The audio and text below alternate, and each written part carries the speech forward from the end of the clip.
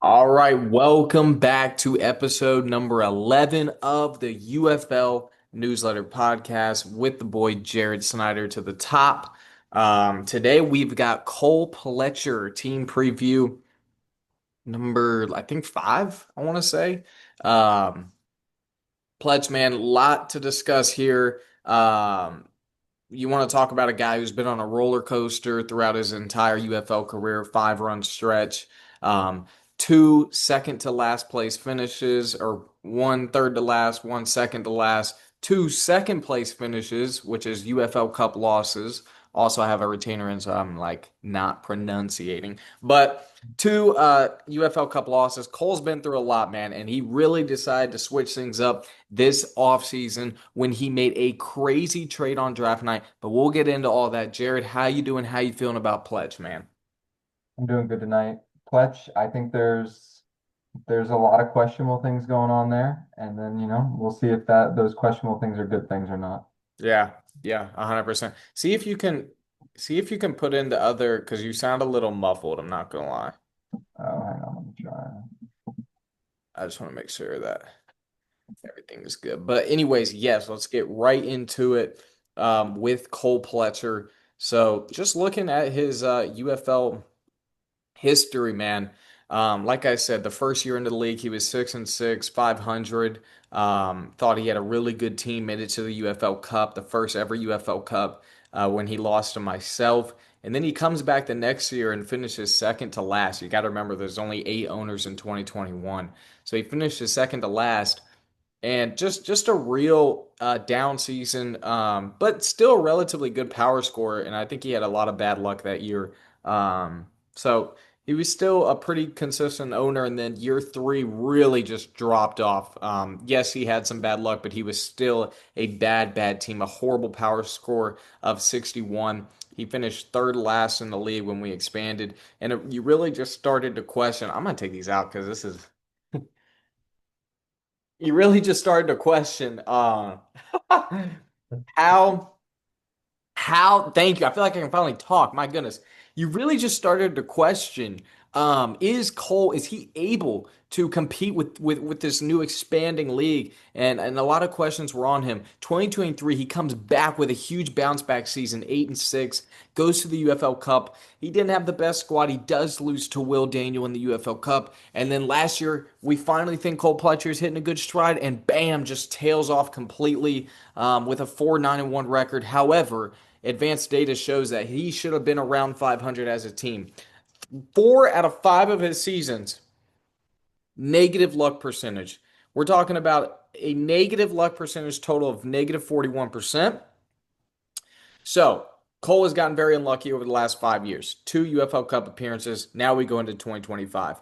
You and I see Cole a little bit differently, Jared. I feel like maybe you were a little bit higher in your power rankings than I was on Cole. I see this more as a rebuild year completely. I see it as a bottom of the league team. Just taking a look at Cole Pletcher's roster, tell me a little bit about what you think. I think we're looking at a spot where he's built well if everything goes well for him. But Yeah.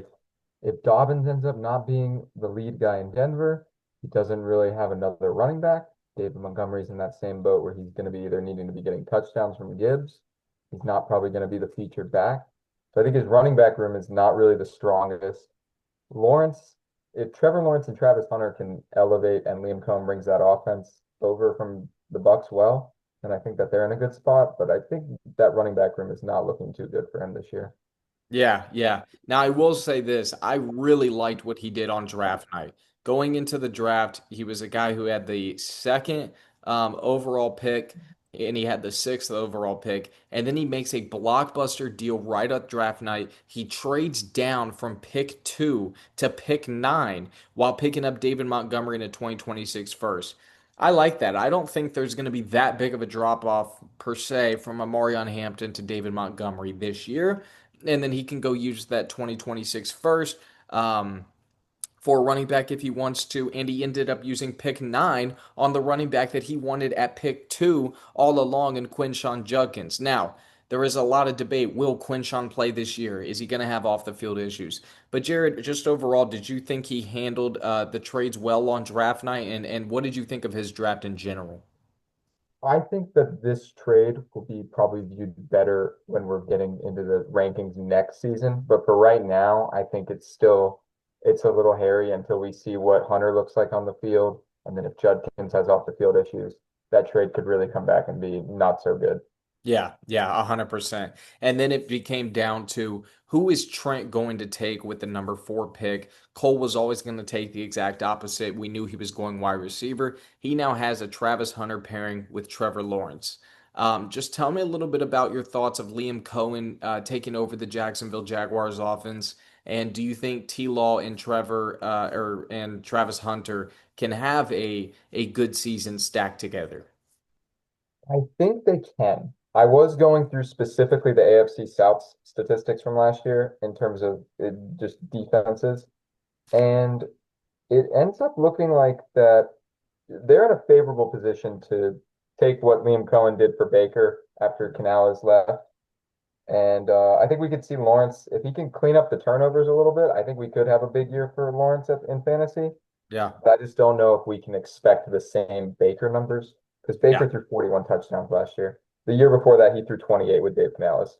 right. So the idea I'm looking at here is Baker's completion percentage goes up. He throws for 500 more yards, 13 more touchdowns, but six more picks. So I think we can expect Lawrence maybe to be approaching the 30 touchdown number, but still probably throwing 15 interceptions, maybe. I think that would be a big ask, but I don't think it's the craziest thing to expect that kind of year out of Trevor. And Yeah. that we'll just have to see if that's going to be good enough for him to win games with. Yeah, and if they're doing that, then that means they're absolutely airing out the football, which is good as long as you're not throwing, too many picks. But even Baker led the league in picks last year and still was QB4 in fantasy just because of all the yards and all the touchdowns, etc. So I could 100% see Trevor have a very pass-heavy offense in Jacksonville and really put up points. And it's funny you made that comparison because the year after the UFL Cup, I mean, people got to remember in 2023, it was all Baker Mayfield for Cole Pletcher. He had Baker on his team with Trevor Lawrence going in to the 2023 UFL Cup. And then I want, or maybe it was Trevor Lawrence, and then I think Trevor gets hurt and he starts Baker the day of the UFL Cup. You know what? We're just gonna go look at it right now because I'm actually fascinated to see who actually played in that final game. It was Baker. Okay, so he went with Trevor Lawrence the whole year, and then he rides Baker in the UFL Cup, and Baker puts up 19, put up more than Gardner Minshew on Will's side, and then people started to wonder maybe Cole's going to keep Baker going into 2024. Last year, he ends up letting Baker walk to the draft, where David selects him, and David now has a crazy QB duo with Lamar and Baker. And now Cole is left with Trevor Lawrence. He once again had to make a tough decision this offseason. He decided once again to rely on Trevor Lawrence, trust the faith, trust the process with Trevor, and let Sam Darnold walk to the draft. So he has now picked Trevor Lawrence twice over two quarterbacks. Just tell me a little bit about your opinion on just riding into the dirt with the guy that you think is going to work, and do you think this thing can actually work with Pletcher's roster and the cap situation? I think it can work, and I think it's because of at least the favorable matchups. He's getting 6 games where he's going to be playing 3 teams that finished inside the top 16 in passing touchdowns allowed. That's Wow. just on his AFC South opponents. I don't know about the rest of the schedule, but Yeah. the Colts were 10th, Texans were 3rd, and Titans were 12th in passing touchdowns allowed last year. So we're looking at least in his division, the pass defense is not the best. So he's going to have at least favorable games where there's a chance for him to perform. But I will also bring up that Trevor Lawrence last year, in the games he played, he was in 4 out of the 10 games, he completed more than 57% of his passes. Wow. Yeah, So, that's and some of the 2 of those games were against the Texans. He had a combined 210 yards, 2 touchdowns, and a pick, and like 50% completion percentage. He got hurt in the second game early. That's the game he went down in, but still not looking too good against the Texans for some reason. But yeah, definitely something to look out for. Yeah, new scoring would have had -5 in week 13. And he did throw 24 just because or he did have 24 points just because incompletions don't matter anymore. It's more about yards and touchdowns. So I guess that would have looked better. But yeah, the completion percentage, while it may not count in fantasy, it could be a predictive of success, prediction of success within an offense. So definitely something to look out for on that end. But yeah, so he trades down and now he's rocking with David Montgomery as his running back. He adds Shador after the draft, so that's his quarterback room. And he's sitting with a lot of cap space, as we can see. Going into the running back room, David Montgomery at 9 million, J.K. Dobbins at 2 million, Quinshon Judkins at 2 million. This is probably one of the worst running back rooms in the league just for this year. Would you agree? Yeah, in terms of starting like these players, like that's not ideal, but it's he's where he's at right now. I think it's fine Yeah. for what he's going for. Yeah, and again, I think we're starting to see. I think everybody kind of agrees. Cole is really gearing up for 2026 and 2027. That's more when he can kind of get back. He's going to accumulate these draft capital in this cap space, and he can really turn this thing around. I just don't think this year is quite his year. Just looking at wide receiver, Travis Hunter obviously at 11 million, Xavier Legette at 3 million. Are we going to see Xavier kind of be pushed out of this Carolina Panthers offense with the addition of Ted McMillan, with the addition of Hunter Renfro and others?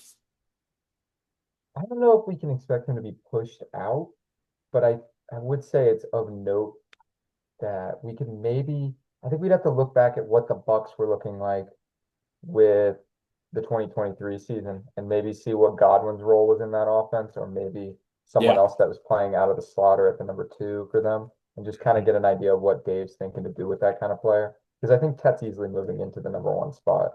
I don't think Legette's going to take that from him. And then Renfro coming out of the slot, if they actually like that, or Thielen, that the two of them can both probably destroy the slot for them. So that leaves Legette. He's got to find his own role, I feel like, more than anything. So I Yeah. think maybe if we had an idea of what the Bucks were thinking in 2023 and how they would have used that kind of player, I think that would probably be an indicator of what we can expect from the get. Yeah, I mean, I think Dave Canales, just thinking of him as a philosophy, I think he likes short to intermediate passing game. I think screens is a big part of that offense, and I think Leggett can be used as a good screen guy just because of his yak ability. And I don't need you to separate vertically downfield, just catch the ball in space and go make things happen. So I think there's a role for Leggett. I don't know if he can necessarily be just an outlier producing 20 points per game in fantasy. I don't know if that's there right now. I think I don't Debo know if the Panthers Samuel. are there in general right now. Yeah, That's a lot right. to ask of that offense. Right.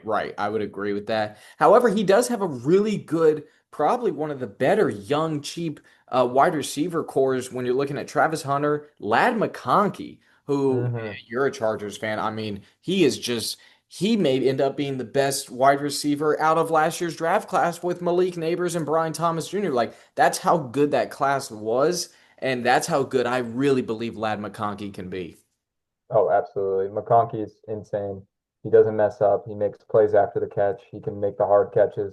He's just good at football. I think he should go out there and he plays. I love that. Yep. Jaden Reed, however, I do want to add, he was seen in a walking boot a week or I think it was this past week. That's going to threaten his week one availability, Yeah. which is a concern for Cole, who does play Will Daniel 2023 UFL Cup rematch week one. And then he does have yourself week two, which would be a nice break for you. And then when he does finally maybe get Jaden back, he's got to go against Devin. Just kind of taking a look at his schedule. Nothing crazy. I will say this last 3 game stretch is a little bit brutal for Cole, Owen, Andrew, and David. I'd say Yeah. those last six, counting you and Bryson in there too. Just Yeah, yeah. I don't know. Trent might not. Trent might be looking good at that point too. So we might be seeing that might be a harder stretch for him. Right. So definitely Cole, kind of unlucky with that part. But yeah, I don't think it's gonna matter. I think Cole is in a rebuilding part, but I do think he has some good core pieces to build around. Excuse me. Just looking at tight end, he has Dalton Schultz at $12 million, and then he has Jake Ferguson at 1 million. Next year we'll go to 13 million, I believe. It's a good tight end room. Just give me some quick thoughts on the tight end room in general for I Cole. I Who like Schultz. actually those tight ends probably, and my fault, those tight ends You're good. probably will end up playing this year, just because Quinn Sean may be suspended. We don't know how healthy J.K. can be. What's Jaden Reed may not play week one, so we may see these tight ends play. Yeah, no, I was looking at his week one setup. You can click his roster if you want to see the projection thing. And I think it's he's got Leggett in there right now, but it seems like we're probably eh, I feel like that might be the starting lineup right there for him week one. Yeah, It's a question if he thinks that one of those tight ends might be a safer option than right. Leggett. I feel like they're both good, safe tight ends. I don't think they're going to be league winners. Like they're not going out there probably getting 100-yard games. That's pretty, I think that's a high ask. Now they're going to catch those first downs. They're going to be reliable targets for their quarterbacks on third down and stuff. But Yeah, I just don't have, I have a hard time imagining them being in that class of Brock Bowers, Kittle, Kelsey, those kinds of players. yeah. So A just, hundred. I think those are just safe tight ends. He's got I good agree. roster fillers, not breaking the cap right now, but next year, I don't imagine holding on to both of those. I think Yeah, one of them he'd have to let go. yeah. 100%. I love that take. I think that was a great analysis. Um, So, and I know you did a little bit of deep diving into Cole Pletcher and found some cool stats. Do you have any stats that you would like to share regarding his team? Most of it was around like the switching between the Bucks offense and seeing what the difference was with Liam Cohen and Canales, because I was focused more on Trevor and Travis Hunter. But outside of those numbers, I pretty much just dove deep into the AFC South, and I kind of found out that the AFC South is probably one of the worst passing divisions in terms of defense. They're Yeah. aggressive for going after the ball. Two of them, the Colts and Texans were in the top six in interceptions, and I think they both were top five in takeaways in general. But Wow. they both finished inside the top 10 in allowing passing touchdowns. So that was something interesting to consider. But the passing yards allowed total was surprising. The Texans and Titans end up being one of the better secondaries there, but I kind of took that as the Titans were probably not needing to defend the pass because most people were just probably running the clock out on them. So not many passes being thrown against them necessarily. Yeah, that and And yeah, go yeah, ahead.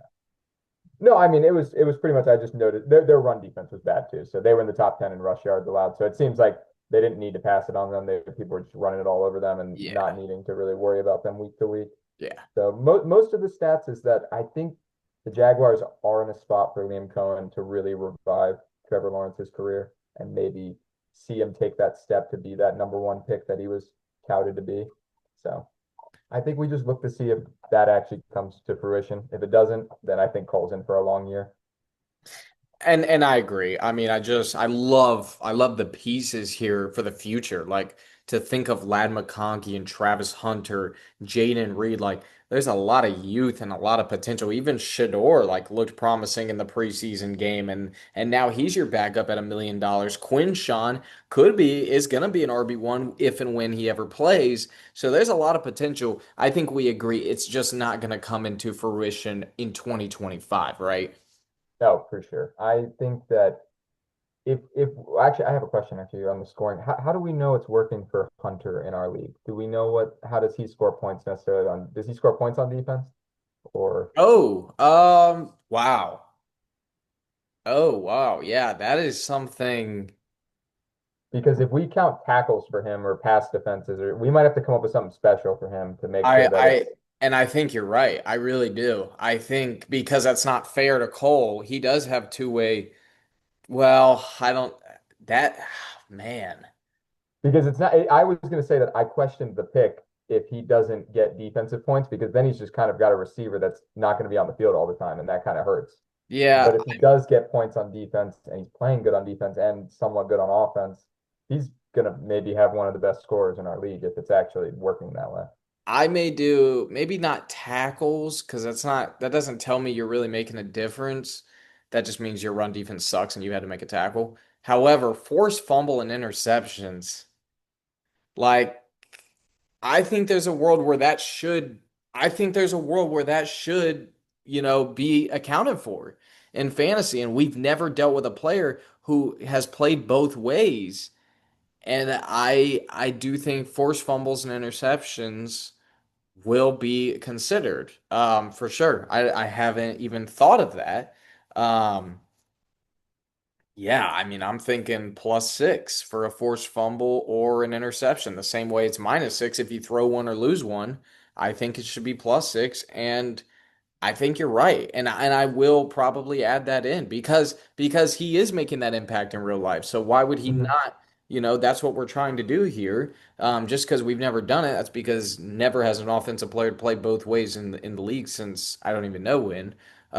So yeah, this is something that will absolutely be looked at ASAP because I'm so glad you brought that up. I gotta change that. It will probably be +6 for fumbles forced and for interceptions. I don't know what the well, here's the problem is it's team defense. Yeah, I don't know if I can because it's a team defense thing. Do you think we'll have to come up with like a, can you overrule scoring? Like, can you input points Oh, over oh, to, oh, hold on. Never mind, never mind. Defensive okay, players. So I could do a sack is 2 points because it's -2 for that. Each interception is 6. Each fumble recovered or forced, maybe recovered. maybe do half for the recovery and then full points for the fumble, maybe? Yeah. Well, I only do fumbles lost for offense, so I should just do fumble recovered Oh, um, okay. for defense. Well, but yeah, forcing a fumble is very important. Maybe I'll just do 3 and 3. I Um, feel like this is definitely going to be something we're going to have to troubleshoot.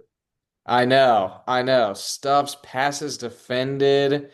Yeah, I mean, yeah, I'm not going to save anything now, but I'm going to have to look at that because I haven't even thought about that, honest to God. So thank you for bringing that up. Anyways, so yes, Hunter will be accounted for 2 ways because he's doing that in real life. Why would he not be in this game or in this fantasy? It doesn't say just wide receiver, it says wide receiver corner. So he's going to get accounted for. So yeah, that's great for Cole. But yeah, overall, I think it's a team with a lot of potential, just not this season. It's a rebuild season. I wouldn't be surprised if he finishes around last place. I'm just being 100% honest. However, I want to give him kudos. He has a good future ahead of him. He did a great job trading down in the draft, still getting his 2 guys he wanted, getting a draft pick for next year, getting an RB1 for this year. That was very crucial because if he didn't get Montgomery, he'd be stuck with J.K. Dobbins right now with Quinshawn out. So, a lot of good moves. I think he's thinking ahead. He's getting better. And yeah, is there anything else you wanted to add? I'd say my X factor, no question, is Trevor Lawrence, though.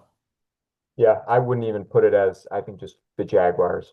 Liam Yeah, Cohen and the Jaguars are the X factor because if yeah, they're cooking things up, I think Travis and Trevor will both be great contributors for the team. But I will add one thing for his team that he, if he's listening, he can consider this for week one. yeah, I think playing Naylor over Leggett might not be a horrible play because Addison's out for those first 3 games of the season. yeah. And Naylor had a hot start last year in terms of the touchdowns. Yeah, he did. He did. You're absolutely right. Yeah. Three. 3 straight games with touchdowns. Honestly, every game that he caught a pass in, it was above 10 yards to start for the most part. Like he definitely can get downfield, for sure. So yeah, that's something to definitely think about. He is a Panthers fan, so I wouldn't be surprised if he rides that. I'll tell you what, the week 1 game of Carolina Jacksonville, Cole Pletcher is going to be glued in because he's got Oh yeah. 3 of these 6 guys in that game. So it's going to be very interesting to see how this all plays out for sure. But Cole is definitely one of the owners that I'm fascinated to watch. And it just stings having 2 UFL Cup losses. That's never fun. So definitely excited to see him get back to that potential one of these days soon. Is there anything else you wanted to add? No, I think we hit it all right there. Yeah. Yeah, I thought that was really good. Cole Pletcher, another year of rebuild. Just stay patient, Pletch. You should be back soon. Thank you for listening to episode 11. Up next, episode 12 will be Cole Ryan up here within the next couple of days. Cole Ryan, can he finally make his first UFL playoff appearance? We will see. Thank you all for listening. Adios.